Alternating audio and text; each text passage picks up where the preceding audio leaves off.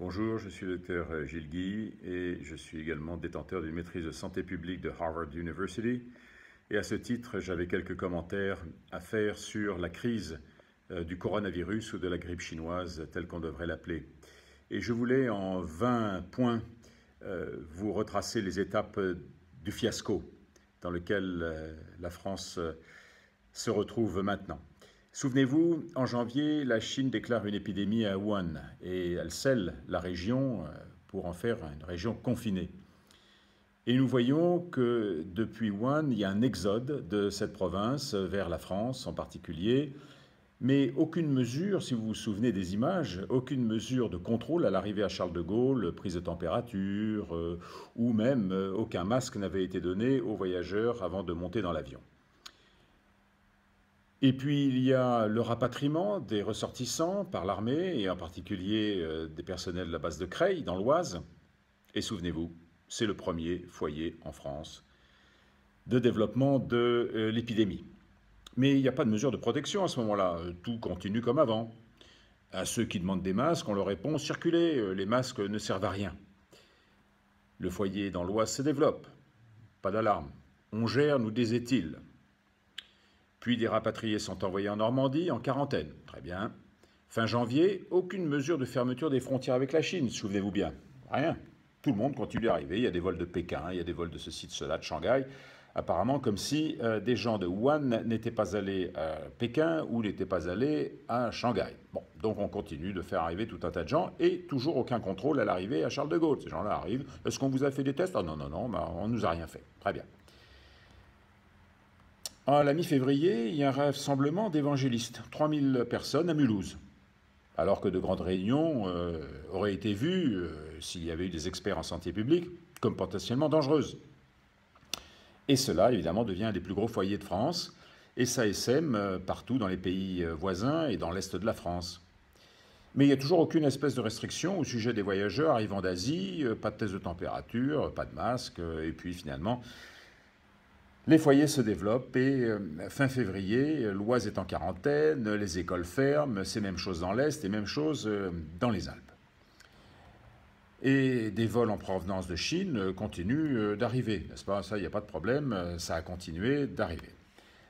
Alors, ce qu'il faut savoir, c'est que on nous dit à l'époque, quand les gens commencent à se poser des questions sur la disponibilité des masques, on dit non, non, les masques, ça sert à rien du tout. Et puis les masques sont en pénurie, en fait. On dit que ça sert à rien parce qu'il n'y en a pas. Vous savez, c'est comme un gâteau au chocolat. Hein.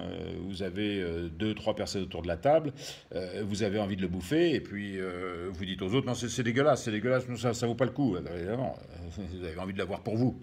Donc c'est comme ça qu'il y en a un certain nombre qui n'ont pas eu leur masque, et en particulier les médecins généralistes dans leur cabinet de médecine libérale.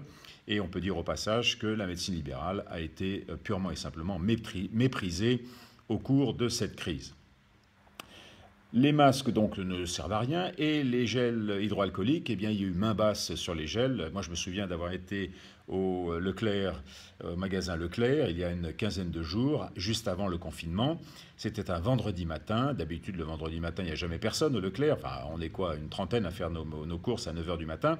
Là, ce vendredi matin, juste avant le confinement, il y avait près de 150 personnes devant l'entrée. Et un des personnels du Leclerc était en train de réachalander la vasque dans laquelle il y avait les petites fioles de gel hydroalcoolique. Il y en avait une cinquantaine ou une soixantaine. Eh bien, je vais vous dire, elle a compté. Il a fallu 2 minutes pour que la vasque soit vidée et que certains ou certaines s'en mettent une douzaine dans le revers de la parka. Ça vous dit quelque chose. Donc, à la fin, on nous dit non, pas besoin de masque, puis les gels hydroalcooliques, bah, écoutez, débrouillez-vous, faites du savon, lavez-vous les mains avec du savon. Très bien. Et la Lombardie devient un nouveau foyer de l'épidémie. Alors, est-ce qu'il y avait un lien avec Mulhouse ou la Chine? Enfin, c'est certainement l'un des deux, hein, il ne faut pas chercher à comprendre. Mais aucune mesure de fermeture de la frontière avec la Lombardie n'a été faite. Donc, on sait que le foyer vient de Chine, on ne ferme pas les frontières. Ensuite, on a un foyer tout près de chez nous, en Lombardie, mais on ne ferme pas les frontières, ça ne sert à rien. Et puis ensuite, ça se développe dans les Alpes, et puis l'Oise, bien évidemment, la région parisienne, et puis tout l'est de la France, bref. Les masques pour la population sont jugés inutiles. Le 6 mars, les USA ferment leurs frontières avec l'Europe.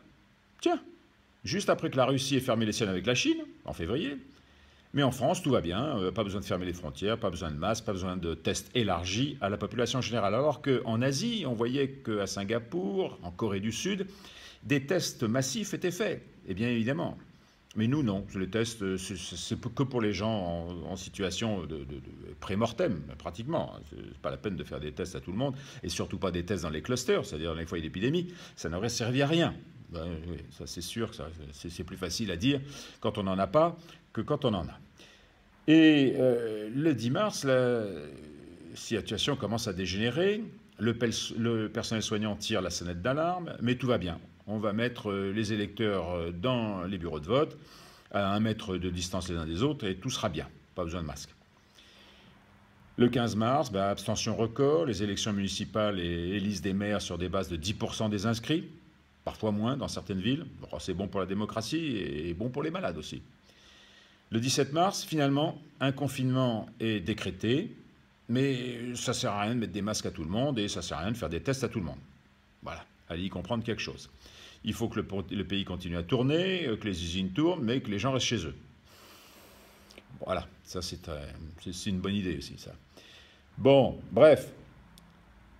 Le professeur Raoult à Marseille détermine qu'une combinaison chloroquine et antibiotiques donne de bons résultats sur 25 patients pour abaisser la charge virale en 5 jours. Mais il est discrédité et présenté comme une daube, uniquement pour protéger les fesses des experts assis en tailleur autour du chef de l'État. Une comédie, chers concitoyens, une farce, une incurie. La France est officiellement un pays du tiers-monde, une république bananière, la risée du monde occidental, une poussière dans l'univers de la santé publique mondiale, le modèle de ce qu'il ne faut pas faire. La seule façon de gérer cette situation aurait été ainsi. Premièrement, en janvier, fermeture des frontières avec la Chine, dès le 15. Et avant cela, un test systématique des voyageurs revenant d'Asie, avec thermomètre et tests buccaux à ceux qui avaient de la fièvre.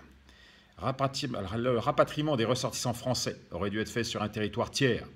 On aurait dû réquisitionner un ou plusieurs hôtels en Nouvelle-Calédonie, par exemple, pas loin de l'Asie, et les mettre en quarantaine, non pas 2 semaines, 3 semaines, mais 1 mois. Et on aurait dû mettre en quarantaine également les personnels qui auraient servi au rapatriement.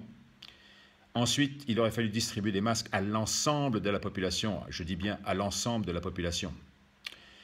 Enfin, la campagne de tests massive dans un rayon de 30 km autour des premiers foyers aurait dû être faite. Et la limitation des mouvements dans ces foyers aurait dû être mise en œuvre. Il y aurait dû y avoir une limitation des réunions de masse. Par exemple, celle de Mulhouse n'aurait jamais dû arriver.